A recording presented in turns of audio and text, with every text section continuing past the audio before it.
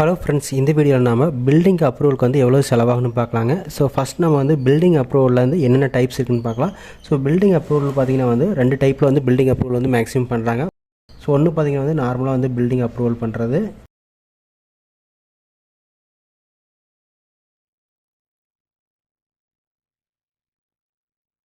Second one பார்த்திங்கன்னா வந்து self certification process.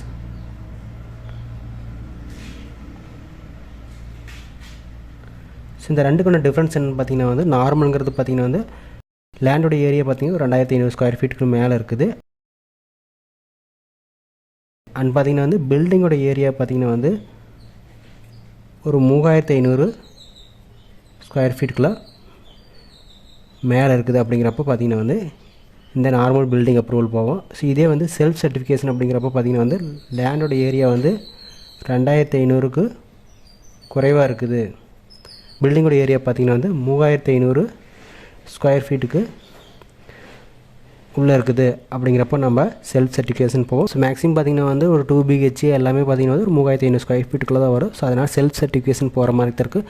So அதோட பெரிய பில்டிங்காக வருது அப்படிங்கிறப்ப பார்த்திங்கன்னா வந்து நார்மலாக வந்து பில்டிங் அப்ரூவல் போகிற மாதிரி இருக்கும்.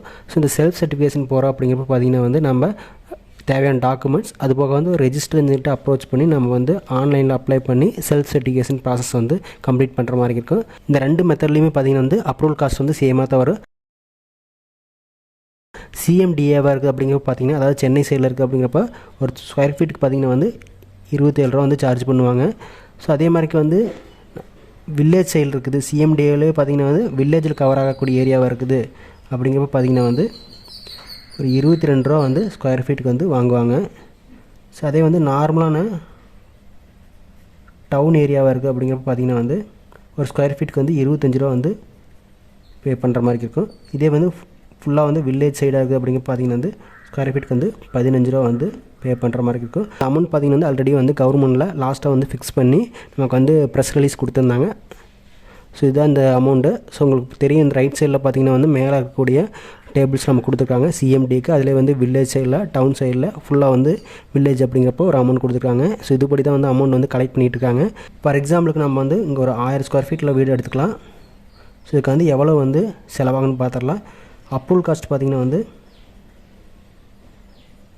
ஸோ இங்கே நம்ம டவுன் ஏரியா எடுத்துக்கலாம். ஸோ 1000 ஸ்கொயர் ஃபீட்டுக்கு பார்த்திங்கன்னா வந்து 25 ரூபா போடுறப்ப ஒரு 25,000 வந்து கொடுக்குற மாதிரி இருக்கும். அடுத்து இதை தவிர பார்த்திங்கன்னா வந்து லேபர் வெல்ஃபேரு, அதாவது தொழிலாளர் நல நிதின்னு சொல்லுவாங்க. ஸோ இது பார்த்திங்கன்னா ஒரு ஸ்கொயர் ஃபீட்டுக்கு வந்து 22 ரூபா. 1000 ஸ்கொயர் ஃபீட்டுக்கு பார்த்திங்கன்னா வந்து ஒரு 22,000 வரும்.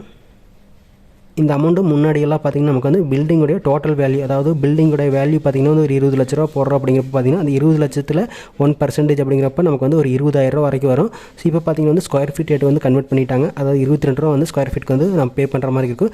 எவ்வளோ ஸ்கொயர் ஃபீட்டில் கட்டுறோமோ அது தகுந்த மாதிரி வந்து நம்ம பே பண்ணுற மாதிரி இருக்கும். இதை தவிர பார்த்திங்கன்னா வந்து இன்ஸ்பெக்ஷன் சார்ஜ் வந்து